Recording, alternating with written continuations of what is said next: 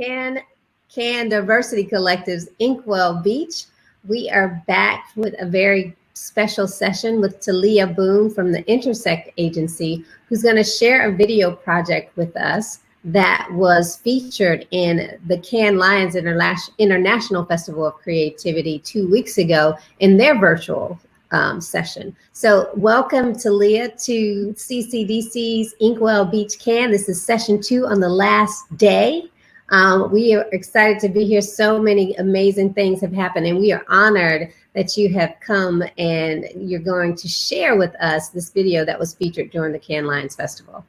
Yeah, thank you so much for having me, Adrienne. I'm super excited to be here and really excited for all of your viewers to see the extended cut. As you mentioned, this was the session that we initially recorded and edited for Cannes Lions Live, their festival just a couple of weeks ago. And it's called Your Instagram Post Won't Save Lives, Do Something, Damn It. And it's a really important conversation that talks about brand activism and accountability in this moment.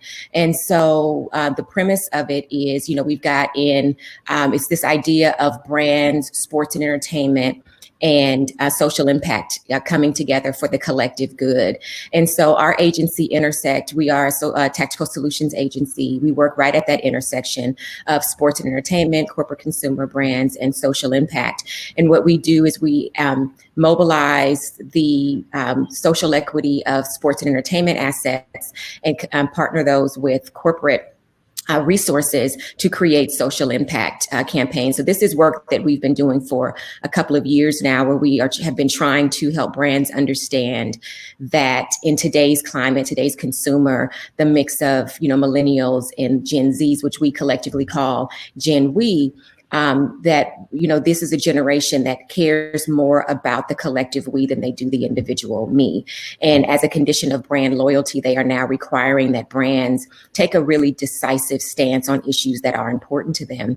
And so this conversation really, really drives that home. And it's kind of centered in the moment of Black Lives Matter, that in the protests that are happening here in the US, but also how that reflects into a global market. And so from the brand perspective, we bring in Jabari Paul, who is head of social activism with Ben & Jerry's. And I don't know if you guys know a lot about the work that Ben & Jerry's does, but they are my brand crush when it comes to brand activism and brand accountability. We always talk about the importance of brands demonstrating not just moral clarity, but also moral consistency.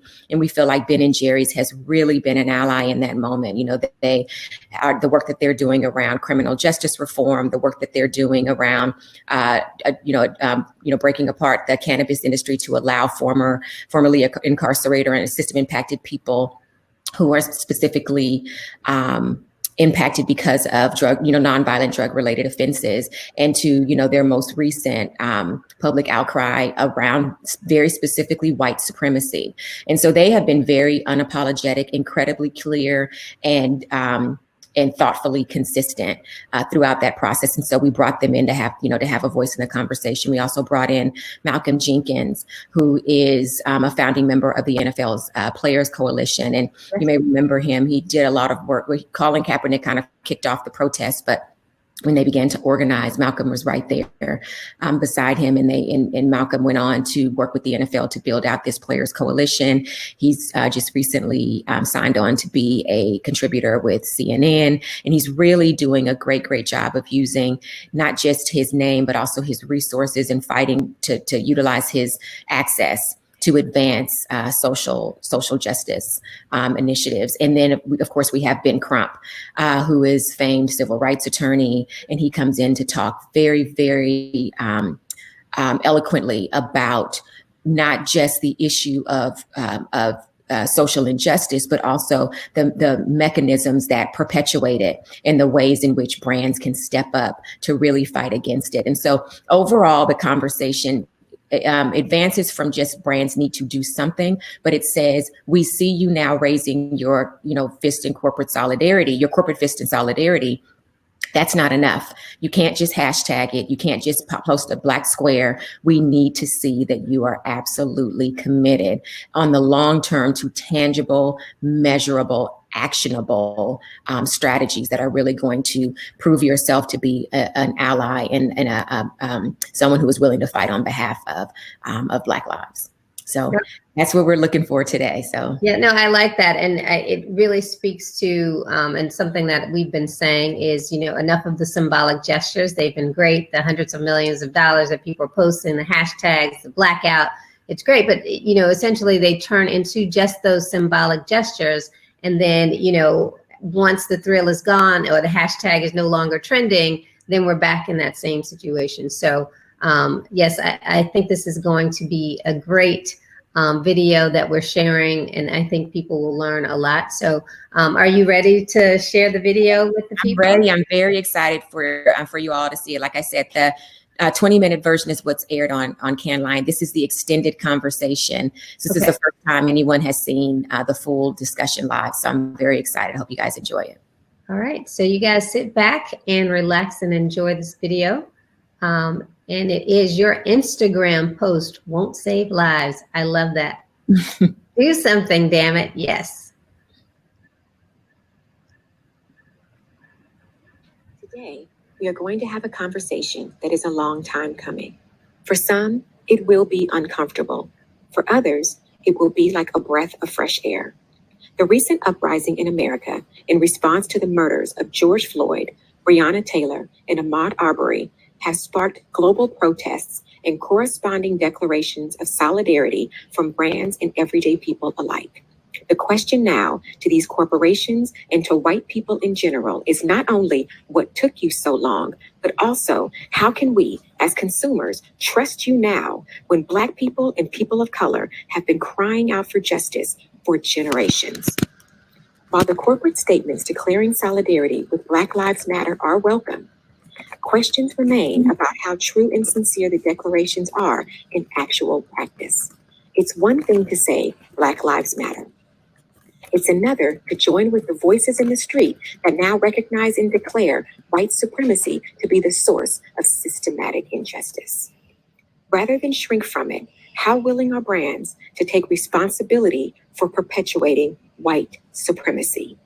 As the great philosopher Andre 3000 once said, across cultures, darker people suffer most. Why?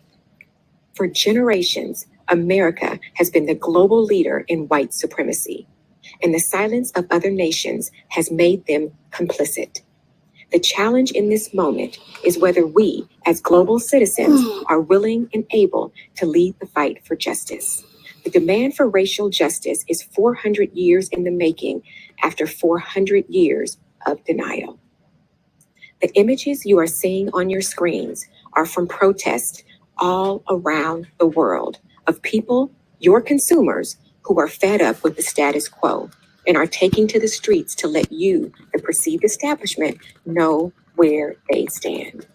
These signs are the purest case study of what your consumers are thinking. It's time for action.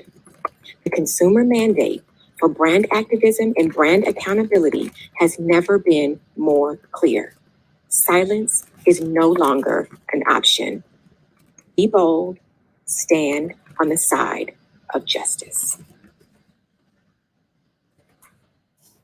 Welcome, everyone.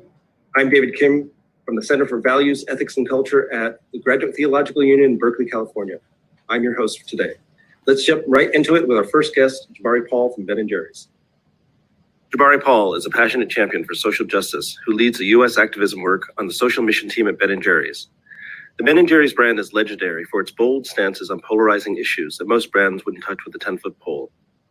His background in advocacy work and the nonprofit sector inform the authenticity of the social justice initiatives he drives for the brand. Thank you for joining us, Jabari. Thank you for having me. So Jabari, I just wanted to start by talking about Ben & Jerry's as a brand leader. I mean, it has been unapologetically in support of equal rights for everyone, has spoken forcefully for racial justice. Can you talk about the specific values, principles, and practices that Ben & Jerry's has put in place to cultivate a corporate culture so boldly committed to social justice and racial justice? Well, thanks for your question, Dr. David, and it's a pleasure to be on this forum, participating in this forum with you, Attorney Crump, and Mr. Jenkins. At Ben & Jerry's, we believe that corporate statements and corporate giving is not enough.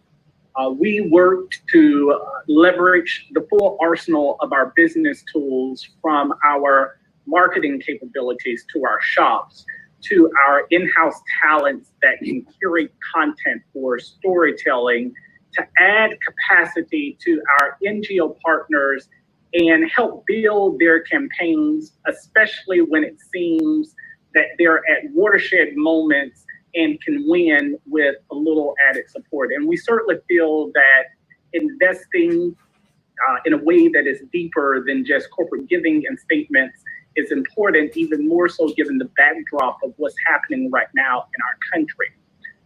We also work to listen to and center the voices of people who are directly impacted by the issues that we care to address. And we're always careful to listen to the voices of our NGO partners who work directly with impacted communities. Lastly, we work to avoid stepping into communities and assuming the role of the white savior, right? Which is basically like Superman.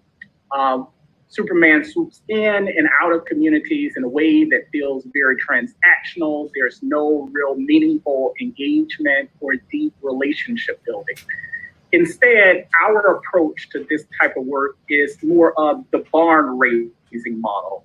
In communities of old, people would bring their skills and their tools to a common place, and they would raise barns together.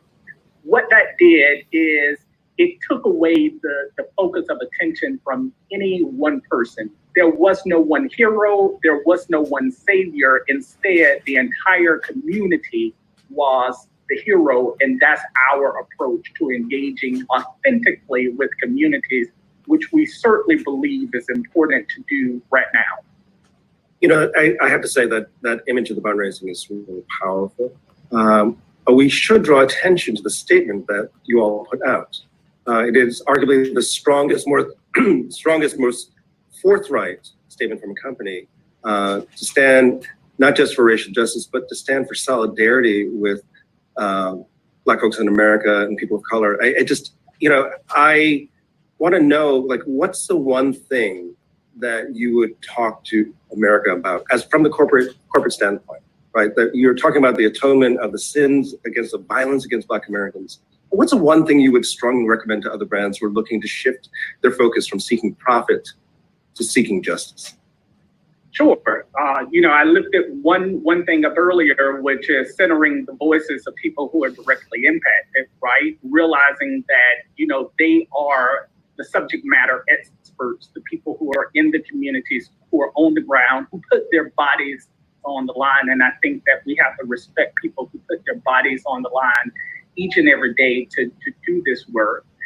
The other thing, and this may be a shameless plug a little bit, but is to, hire people and promote people within your organizations from movement spaces, right? I don't have an MBA. I never worked at a company before coming to Ben & Jerry's. In a moment, you'll hear from my good friend, Attorney Crump, who I've known for a while because I met him while organizing. It really kind of amazes me the number of brand activist companies that don't have activists on their staff, right? And so I think that, bringing in those voices is one thing that I would strongly recommend, because I think that helps with the company culture.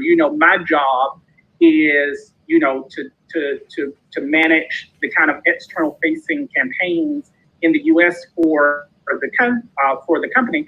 But a part of that is also bringing along all of my colleagues on this journey, right? And so, what helps me to do that is being able to speak from real lived experiences. So I would say that it's so important to pull people into your company and to promote them through the ranks who come from different backgrounds and not are all cut from the same cloth. That's one very important recommendation that I would make. There you go. We're going to come back to those themes in our dialogue with the rest of our panelists. But that idea that bringing everyday people, living people who've been in the mix is incredibly important. Our next guest is Malcolm Jenkins. Malcolm Jenkins is one of America's most high-profile athlete activists. He is co-founder of the Players Coalition and has spearheaded dozens of NFL players' efforts to impact racial and social inequality. His production company, Listen Up Media, showcases and distributes content that creates social awareness around systemic issues in society. He is an 11-year veteran of the National Football League. Thank you for joining us today, Malcolm. Kim, I appreciate you having me. Of course, of course. So listen, we want to start by asking you to talk a bit about this felt responsibility, particularly in this moment, but this felt responsibility of Black athletes to stand up for issues of racial justice.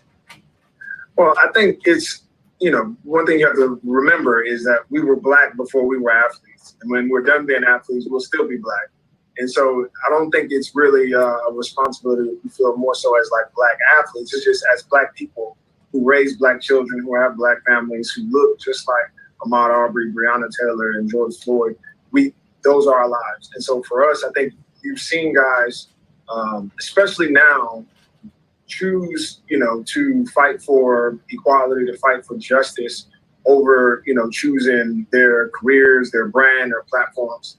And that really has always been fragmented up until this point. And I think you see so many guys that are fed up and realize too that we make up these sports. The NFL is the country's, favorite sport, the most successful, makes the most money, and it's 70% Black. And I think athletes are starting to understand that leverage and just how high profile we've become as individuals, and are starting to take that platform and then turn it, against the establishment and using it to bring those same voices from the streets to, our industry, because we know that sports is a place that people go to try to escape from whatever's going on. And I think it's up for us to not provide that place. Like, you can't go to a game and try to escape, what's happening to people. Because when we leave that game, we take that helmet off, we're still Black men. We still go back to our Black families and those communities that deal with the same issues. And I think for too long, we've had athletes that have had success, moved on, and really kind of hoarded their own brands, their own, resources for themselves and their own family. But I think this is a turning point that we're starting to see where, guys are really deciding that enough is enough. Very good. So look, the NFL at minimum has been divisive around racial issues and racial justice. It's been, for better or for worse, become a symbol of a brand's resistance to support important social justice movements. How can the NFL begin to redeem the perception that it is indifferent to the suffering of Black lives and the police brutality against Black America?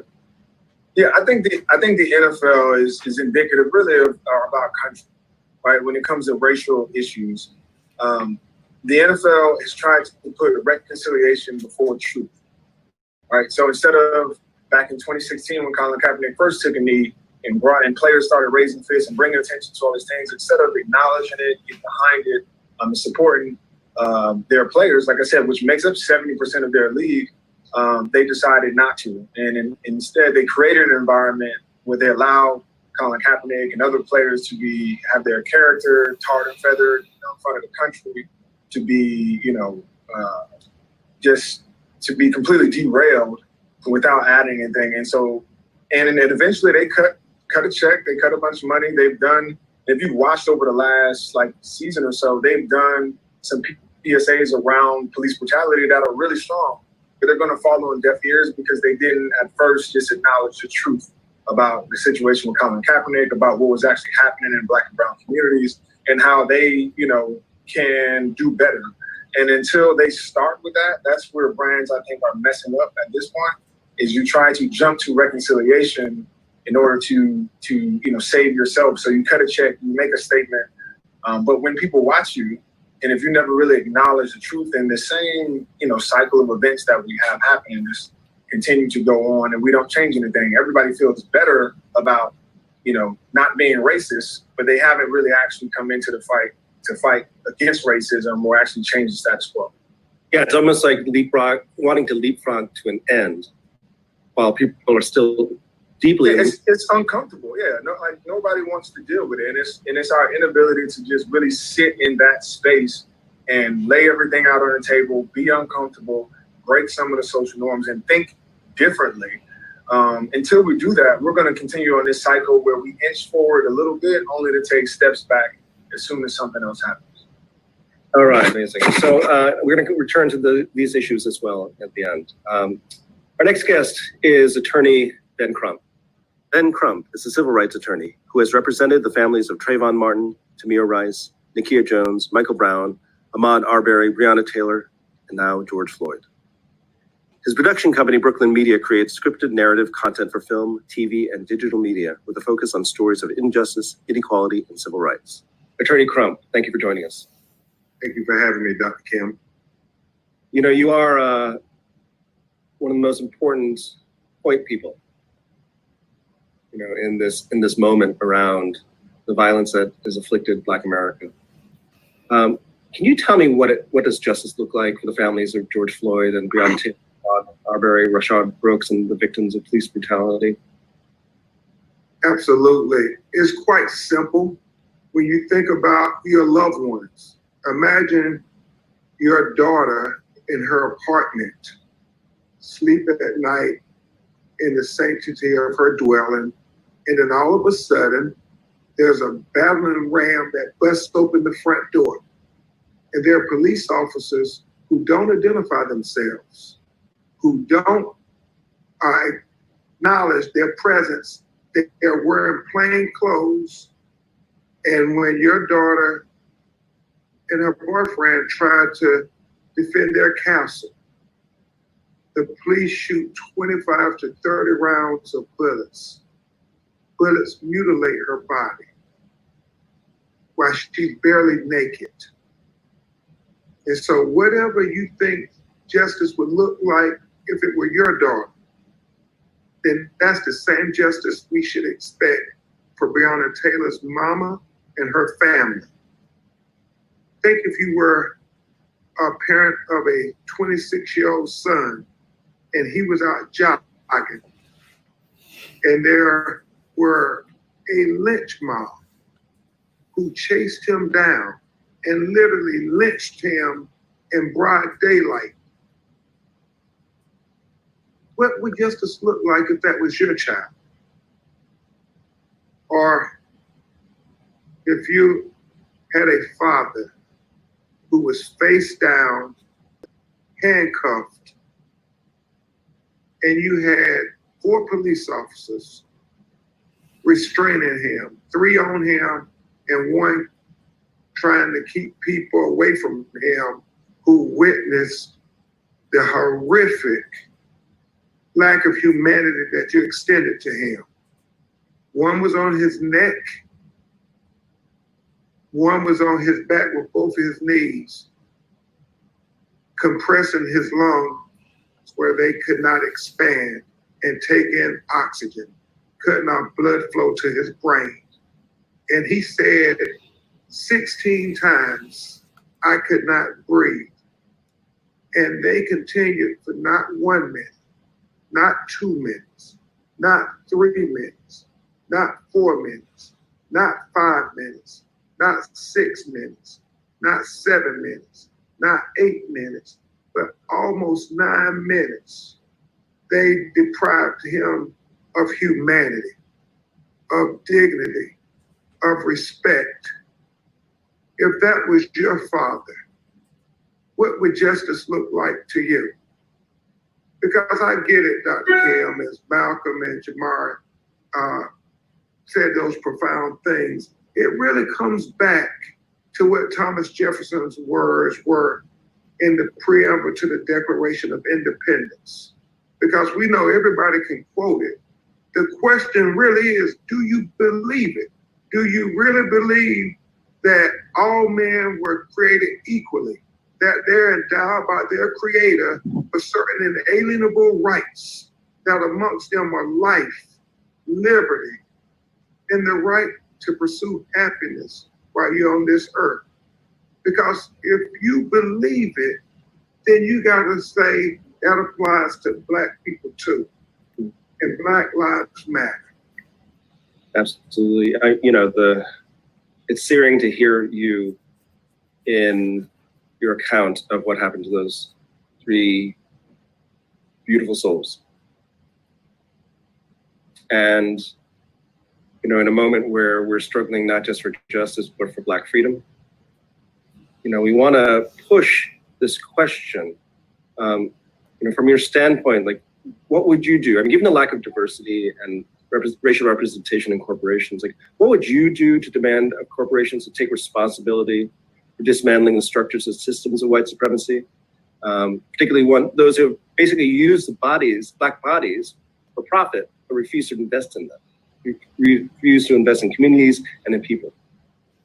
Yeah, and that's a profound question. I think it starts with this, and Jabari, you've heard me quote Dr. King before, where he says, we all have a role in this struggle. Everybody is not supposed to be on the front lines with Black Lives Matter. Everybody's role is not to take a knee or put the black power fist, as Malcolm articulated, with the great influence that our athletes have. But we all have a role to play.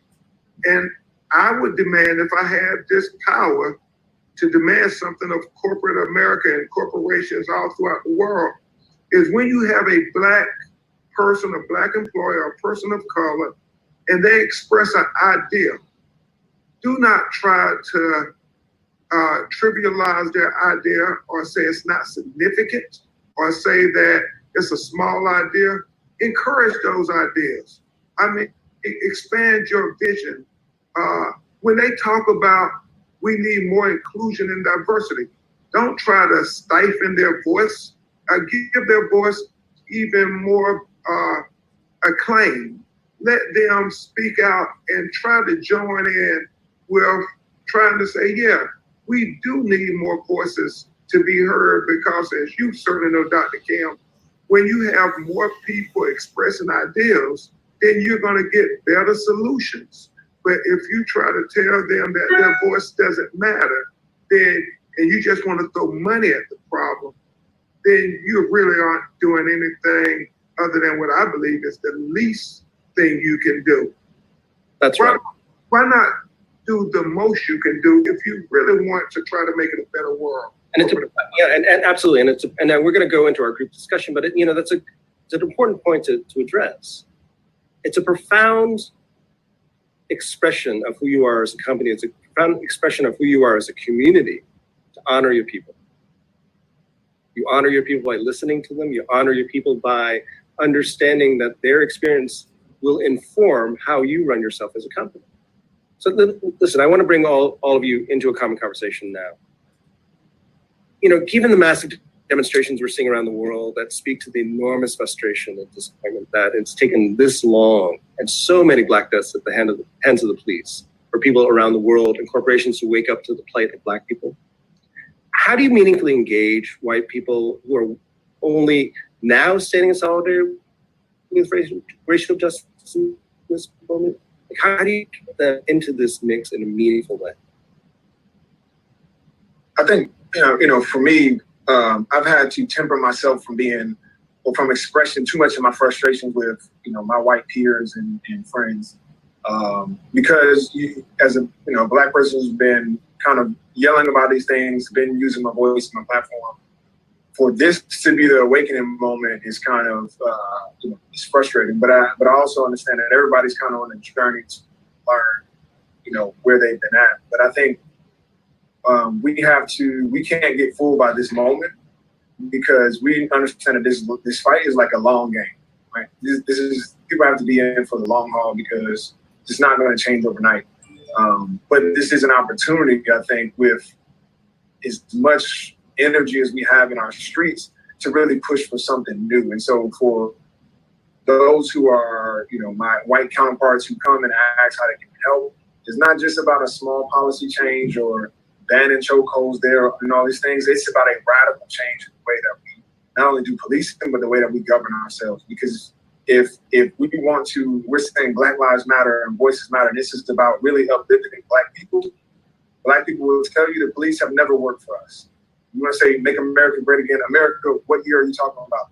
It's never been great for Black people. And so unless we redo our structures, our systems, to make sure that they are just, they are equity, and there's accountability to everybody, then just inching along is not really helping. We need to really, change the way that we think about how our history and understand where we've come from and how it affects where we are today. But when we want to move on, it can't be a new version of what we've already done, because that has not worked. Yeah, I mean, to that point, Jabari, like, how do you get people to subscribe to the idea that you have to engage in radical change, not just in oneself, but the entire social order? Sure. I mean, piggybacking off of what Malcolm said, it's certainly a journey, right? And for us, it's all about moving our fans, turning people who are, may come to our platforms because they're only interested in ice cream, turning them into activists, right? And we try to move them up a ladder of engagement. And for us, that's a 3-rung ladder, right? At the bottom is just awareness building. So for us, again, centering voices of people who are directly impacted, what are ways that we can, lift up their stories, right? And put it in front of our primarily white audience just to build their education and awareness around these issues. And once we kind of engage them in a number of different ways to raise their awareness, then we constantly engage with them.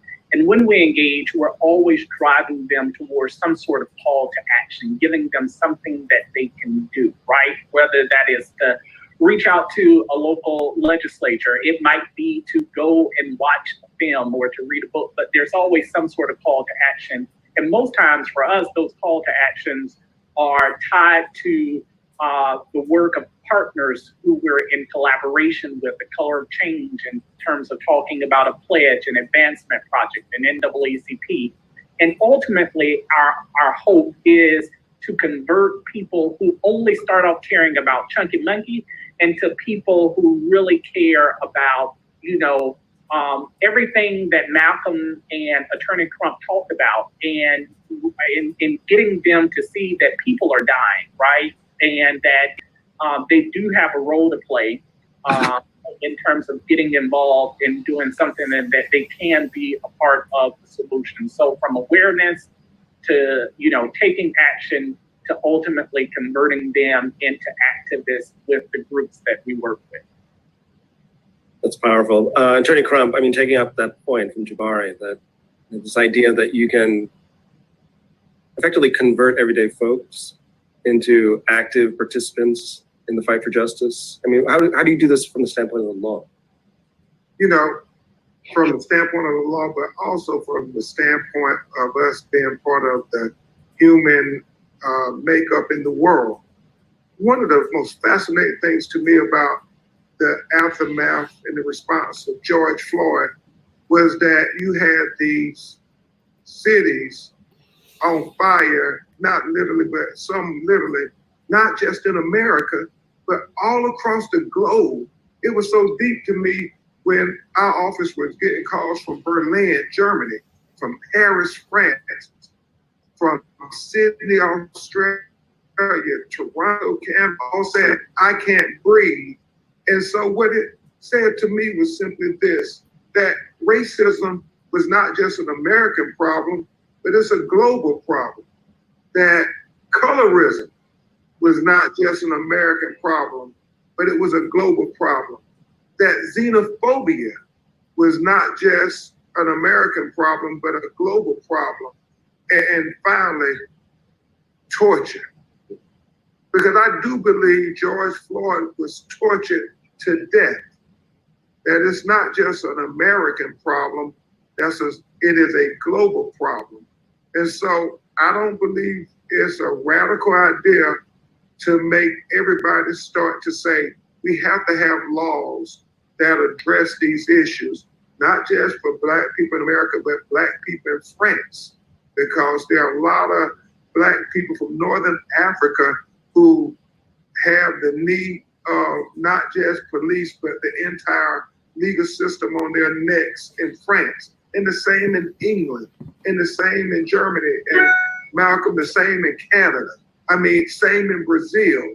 And so this is a moment where if anything good could come out of George Floyd killing, besides getting justice just for the 4 officers, for his family, but our global community can be impacted. But we have real systematic reform that changes not just the laws, but changes the hearts and minds of people to say that we're better than this. That's right. So, on that note, given our audience here and this call for corporate responsibility and accountability, like how do we get these corporations to hold themselves accountable, as Malcolm says, for the long fight for racial justice? How do we get them playing in that fight for racial justice in a way where they're standing alongside, as Jabari said earlier, alongside folks on the street, alongside folks who have been suffering this for centuries? I mean, I think with anything, first you got to learn what's going on. I think there has to be a time where people just sit and listen and read a book, watch a documentary, and get educated on what is actually happening. Because I think far, too quick, we have these very fast solutions that everybody wants to jump on because they don't want to be seen as racist. But I just say, like, start at your own home. If you're a corporation, what does the diversity look like on your people that make decisions in your company? Where do the CEOs, because most of these corporations have some kind of lobbying arm. They have somebody that usually funds some type of politicians. Where are you using that kind of authority and that kind of power? Those are things that you don't have to outwardly change anything. This is all internal things that make a big difference. You put people in places that make decisions that can represent those, the Black community. That would be like me trying to create a campaign about women's suffrage and no women are in my leadership committee. It doesn't work. And so it's about raising up those Black voices, but also how are you using your power from a legislative standpoint, how you lobby for things that are in business interests. Are you doing that for the same people that you serve or that you have work for? Jabari. No, I echo everything that Malcolm just said. I mean, for us, that's been a journey that Ben & Jerry's has been taking for the last couple of years, and it's still a work in progress for us, where we're, working on, from an internal standpoint, diversity, equity, and inclusion. But I do want to lift up something that Attorney Crump raised earlier, which is so important, which is that, a lot of times people focus on the diversity piece, but creating that environment of belonging where people feel that their contributions are actually valued, I think are very valuable. It's very important where people feel that their contributions are valued. But the last thing is that forming authentic relationships. I think that this is, where it's so important to have deep relationships. I mean, we ask people to hold us accountable, right? We ask our partners, our NGO partners who we work with, to hold us accountable and have those very frank and real conversations with us. But we couldn't do that if we didn't have true, deep partnerships with people, because we realize that, as great as some of our racial justice work has been, that we still have room to grow and we still have room to improve. And so we're careful never to pat ourselves on the back. We're always looking for ways to get better at engaging in an authentic way and really kind of stepping up to be a better brand every day. So, for us, it's still a learning journey, but we committed ourselves to the journey, and we've also asked people who we're in relationship with to hold us accountable as a company. Powerful. And finally, Attorney Crump. Yeah, I think that we have to be very sincere with ourselves. We have to say we hold these truths to be self-evident, and we have to believe that all men are created equally, and that white privilege is real, and we have to speak truth to power when we get a chance as corporate CEOs and executives. We have to empower Black people to be real gatekeepers in the corporations, to make sure that there's white privilege that you can't recognize because it's in your subconscious. It's part of the American fabric, And so unless you have real, authentic voices who have lived the experiences, have lived the situations where they encountered subtle racism, that you know it when you see it. You might can't articulate it. You might cannot define it, but you know it in your heart. Those are the people who need to be the gatekeepers, who are working on those lobbying firms, Malcolm, who are the chief human resources, Jabari, who are hiring people. Dr. Kim, those people who are bringing folks in to lecture to the corporations about not just being an okay corporate citizen, but being a good corporate citizen. When you say a good corporate citizen, it's a person who has the courage to follow the conviction of their conscience.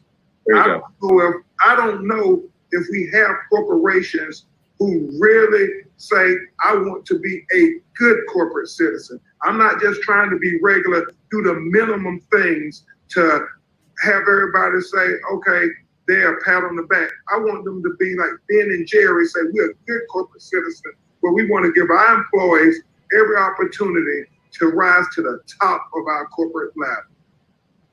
Powerful. You know, as I'm listening to you all and we're wrapping up here, you know, I want to acknowledge that the cries for racial justice we're hearing at this moment, the cries for justice arise out of what I consider to be radical love. It's a call by Black folks and people of color to say enough, and we deserve better. We're in the midst of what is a truly radical cultural shift and a reckoning. Questions are your consumers going to see yourself in the new normal? Are they going to see themselves in your hiring, in your practices, in the things that you sell? Are you, as Attorney Crum says, are you going to be not just a good corporate citizen, but a great one in this moment? I want to thank the three of you. This has been a powerful and instructive and important and wise, I want to say wise conversation. You know, you spoke truth to power with love, and I so deeply appreciate all of you. Thank you so much. Thank you. Appreciate you, Dr. Kim. It was an honor, y'all.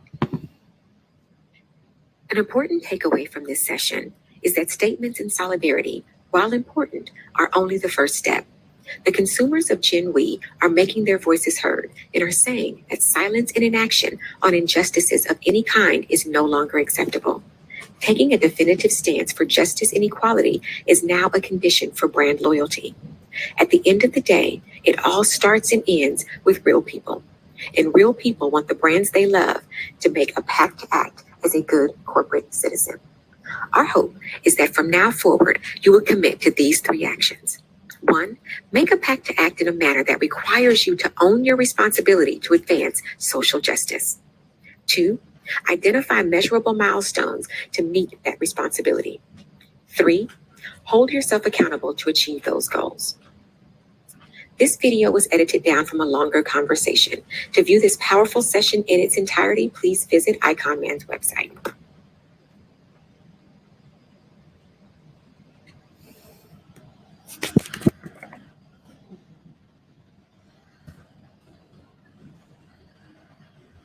Talia, that was really powerful. Thank you so much for sharing that video. Edited down from a longer conversation. To view this powerful session in its entirety, please. I'm so glad you guys enjoyed it. Yes, it was great, and it definitely makes you a larger fan of Ben and Jerry's or any corporation that supports, you know, this important cause. That I think, you know, they're absolutely right. Now is the time that everyone, if there's going to be some significant change made, that significant change is going to happen now. So this is the time, and I love the timing and the message to the corporations, which was definitely appropriate and timely. Any other final thoughts that you have for us? I really want this to be an opportunity for us as a collective consumer base to really begin to hold brands accountable, right? It's time, you know, it's this moment. While we appreciate the attention, we appreciate the acknowledgement, action is so much better. And so, you know, what we've been working on here at Intersect Agency has been to really encourage brands to get involved and to really help advance our overall goals, right? Like, we deal with issues, anything dealing with human rights. It's, yes, of course, it's racial injustice, but it's also voters' rights suppression, LGBTQ rights, women's rights, immigration rights. We're a collective community, right? And brands are made up of people. And the people that we are fighting for likely make up people that work and represent these brands. And so we really just want to encourage brands to be bold, be unapologetic, and be decisive when it comes to moving in action. And we as consumers have to begin to require that, right? Like, there's a whole new initiative that we're launching next week, actually, called Pact to Act, where it's all consumer-led activism around pushing brands into action. And I think that's the type of movement, that we need. We need to be able to organize as consumers and tell brands exactly what it is that we want from them. And if they don't, we have to make it a condition of brand loyalty, that If they can't do for us what we need them to do, then we can take our business and our dollars elsewhere. And I think that's the most powerful thing, is to take your dollars elsewhere. So this spot was run in conjunction with the Cannes Lions International Festival of Creativity. Tell us about how that came about, and how did you guys make that relationship work? Well, we had already been planning to do some content sessions around brand activism and brand accountability. And so initially we were planning to do some sessions, several sessions over the course of the week. We were going to look at partnering with some film and TV studios to talk about the role of media and entertainment in brand activism. With our agency, we also do some work with film and TV studios to create actionable impact campaigns to go alongside the marketing of film and TV releases that we think have a human rights focus or message to it. So we were going to have a session to talk about the role of media and entertainment. We also were going to have the session around sports and the role that sports plays in helping to bring people together, people from various backgrounds together for a united common goal. So we were going to have several sessions. Then we were going to have some very specific sessions around the consumer mandate for brand activism, brand accountability. So that was something that we were already talking about doing, but unfortunately, once the session was canceled, no one was able to activate, not the official events, not the fringe events, nothing was going to happen. And so we had already been in contact for some time with Cannes, obviously their parent company, but then Cannes Lions directly. And they reached out to us and said, hey, we know you were going to do this session, this series of content. We think it's really important, particularly in this moment of time. We would love for you to still, curate that conversation if possible. And what I think is really beautiful about it, and Adrienne, this, is that with Cannes Lions, it's a very intentional market, right? The talent that usually participates has to be international talent. You have to be talking about global issues because you're speaking to a global audience. But what's really beautiful about this moment is that we are the global issue at this point, right? Like everybody is looking at what we're doing. The protests that are happening here is so personal to us, but the whole world is recognizing what's happening. And so this is just a very unique moment in time where we were able to present on a global stage the voices of our people who are just local here to us. We're able to present those voices and present those thoughts, those insights, those suggestions for moving forward. We were able to do that on a global scale. So I was really grateful that we were able to do that, because I don't know that we would have been able to bring those same voices together in that way were we to activate at Cannes Lions, because I just don't know that it would have really kind of fit the general DNA, if that makes sense, for what they usually do. Well, I am glad that we were able to share it with our audience, and we will continue to loop it in as we share the rest of our videos from the conference. So I just want to thank you so much to Leah Boone from the Intersect Agency. And I want everyone to stay tuned. We have an 11 o'clock session coming up that will talk about the intersectionality of being Black in Brazil and being Black in the US, and the struggle for inclusion. So that is coming up at 11 o'clock. Talia, thank you again so much. We hope everyone continues to join in on our sessions all day long until 5:30 p.m. when we have Gabrielle Union and Larry Sims that will be joining us. So we're excited about that. So stay tuned. Thank you so much. Thank you. Take care. Absolutely. Bye-bye. Bye.